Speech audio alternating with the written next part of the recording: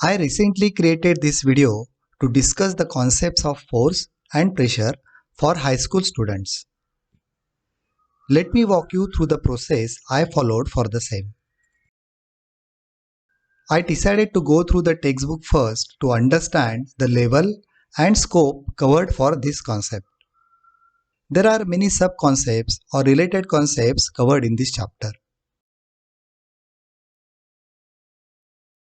I highlighted only those which I wanted to cover. It's always better to address only limited areas of concept in a single video.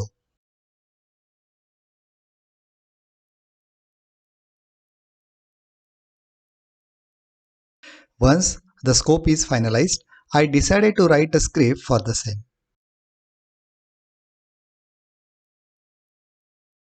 Google Docs is my preferred editor, but you are free to use any editor of your choice. You can even write the script on paper.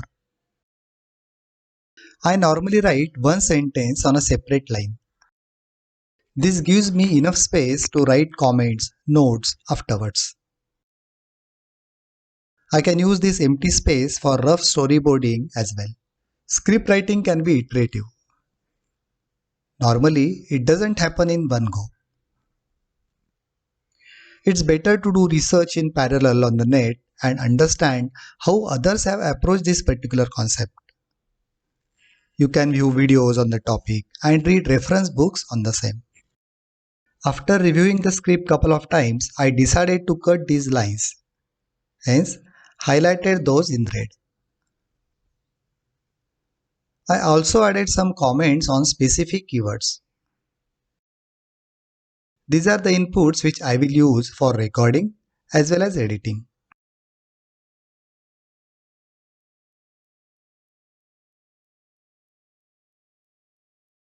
Sometimes the script may seem lengthier and may not give the correct indication of the video duration. If it is very lengthy, we can always break video in two logical units. Once the script is ready, it is better to storyboard some key sections. You can use any pen program to draw rough sketches of important scenes. I normally do not appear in the frame. This allows me to keep the focus on the actual objects or any activity taking place most of the time. This rectangle represents a frame. One sketch I will draw for weighing potato, another one for lifting it by hand, third one for displacement method, and fourth one to explain the concept of pressure. Rough sketches next to the script may work just fine. Or you can use a separate paper for the same.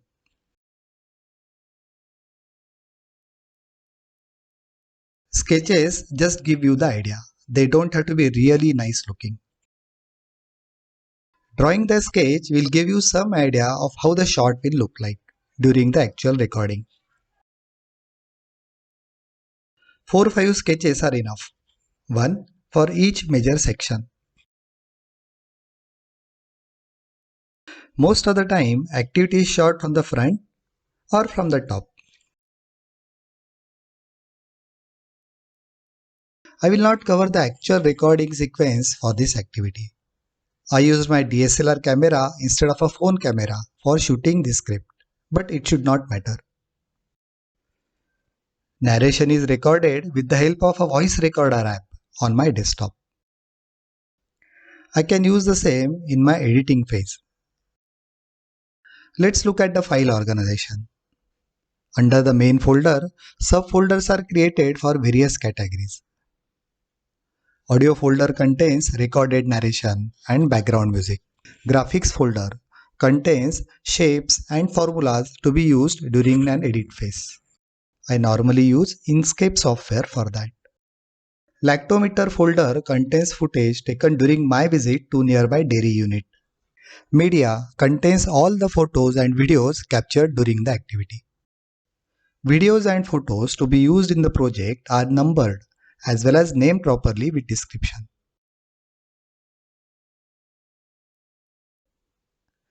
Reference folder contains multimedia downloaded from the net and other snaps I already have.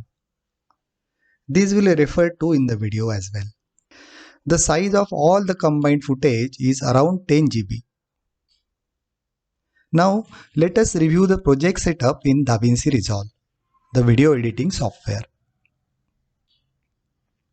Here contents are also arranged in logical folders.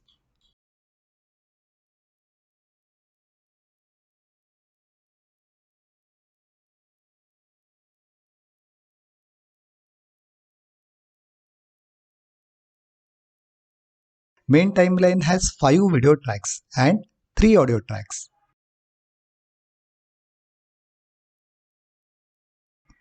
First video track V1 has the main footage. Second and third tracks are used for graphics and other visual effects like comparison. Fourth and fifth track is used for labels. This comes handy when you want to change just the labels from one language to another. First audio track A1 contains sound captured during the recording of activity, like placing a bottle on the table. Sometimes it adds liveliness to the footage. Second track A2 is the narration used for the video. Third track A3 is for background instrumental music. I have renamed these tracks for my own convenience. Multimedia files used for the project can be previewed in this window. Duration of the final video is around 11 minutes, slightly lengthier than I expected. Its size is approximately 550 MB. This is the normal flow for any video creation I do. Size, style, and content may vary based on the topic as well as its level. I have used only 50% of the recorded footage in the final video. But I always prefer to record footage from various angles, take close-ups, photos of individual objects as well as in a group. This comes really handy during the editing phase. Now that you have some idea of the process, let us watch the final video. You may want to note down the best practices I followed in this video. Thank you.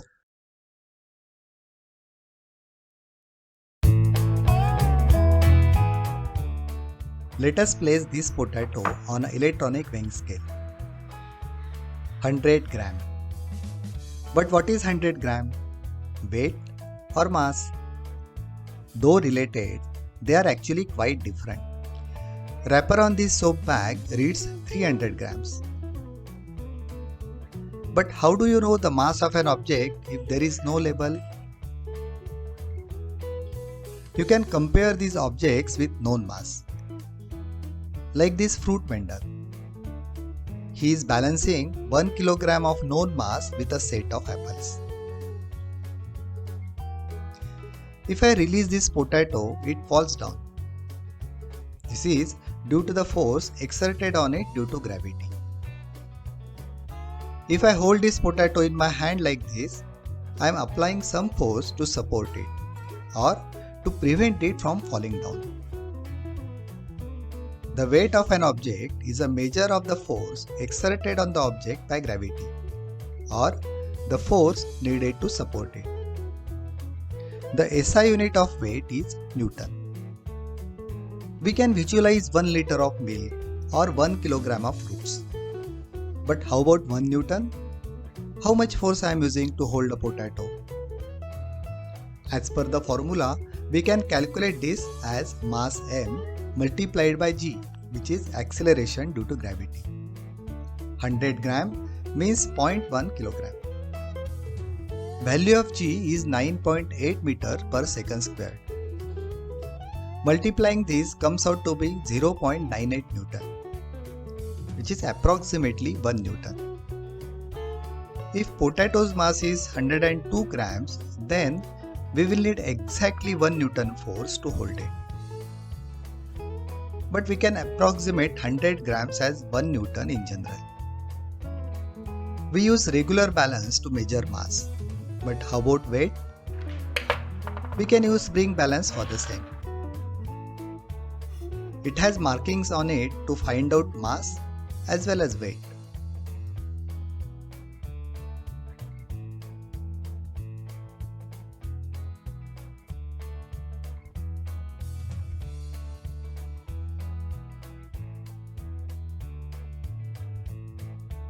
How about the volume of this potato?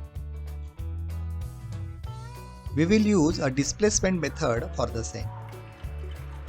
In this bottle, water is filled up to the brim.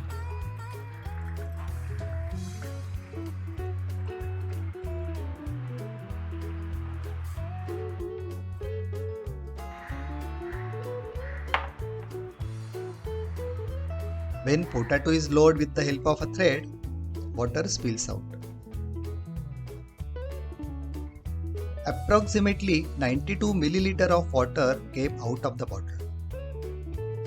We can say that volume of the potato is 92 cubic centimeter, as 1 milliliter is 1 cubic centimeter. As we know the mass of a potato is 100 gram and volume is 92 cubic centimeter, we can find the density of this potato. It is definitely more than that of water. As density is more, potato sinks in water. Now let us tie this potato to the rubber band. Rubber band gets stretched by the weight of the potato. If I push the potato like this, tension on the rubber band reduces. So does its length. Now let's keep the potato hanging as is and place a glass container around it. We will fill this glass container with water. As water level goes up, potato also starts rising. Tension on the rubber band is decreasing as well. We can see it from the changes in its length. In this case, I am not using my hand to push the potato up. Then which force is doing this? This force is due to water. Potato displaced water equal to its volume. This displaced water is pushing the potato upwards. This force is also known as buoyant force. We know that buoyant force exists, but how can we measure it? Let us use spring balance for the same. Right now it is reading 1 Newton, which is the weight of the potato. We'll pour water such that potato is completely immersed in water. Now it is showing 0.08 Newton. That means 0.92 Newton upward force is applied by water. This is also the weight of the water displaced by the potato. This is also known as Archimedes' principle. It states that upward buoyant force that is exerted on a body immersed in a fluid, whether fully or partially, is equal to weight of the fluid that the body displaces. In our case, water. Archimedes' principle is also used in designing ships and submarines. Floating of a big ship is based on Archimedes' principle.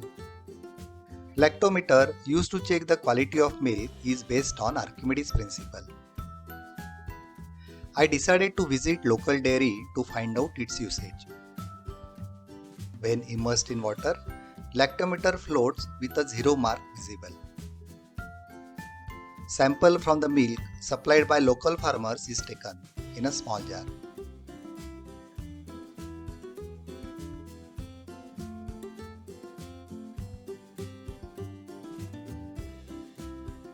Lactometer is immersed in the milk. Once lactometer stabilizes, reading is taken again. This time it is 31, indicating good quality milk. We discussed mass, weight, volume and buoyant force. Now let us talk about one more important concept, pressure. Let us place this steel ruler on these plastic bottles. This plastic bottle is filled with water. We'll place it vertically on the ruler. Ruler bends after placing the bottle. Now let us place the same bottle horizontally. In which case, ruler will bend more. Quantity of water is same in both cases. Then why there is a difference in bending? To know why this happens, we need to know about the term pressure. Pressure is not a physical quantity. We cannot measure it directly, but we can measure other physical quantities associated with it and calculate the pressure. Pressure is defined to be the amount of force exerted per area. In our case, mass of water in this bottle is 983 grams. That means force due to this water is approximately 9 Newton. This force does not change even when we place the bottle in different positions. But the area on which this force is applied changes. This area is more when bottle is kept horizontally as compared to its other position. That means the ratio of force to the area is more in vertical position than in horizontal position. This is the reason the ruler bends more when bottle is placed vertically. Unit of force is Newton and that of area meter squared. So unit of pressure is Newton per meter squared, which is also known as Pascal. This milk bottle has a mass of 375 grams, which does not change even if we keep the bottle inverted. Will the pressure exerted on the table be same in both cases? Think about it. These three blocks have same length, weight and height. One is made of wood, another aluminium and third cement. Which one will exert more pressure on the table? For that, we need to find out the mass of each block.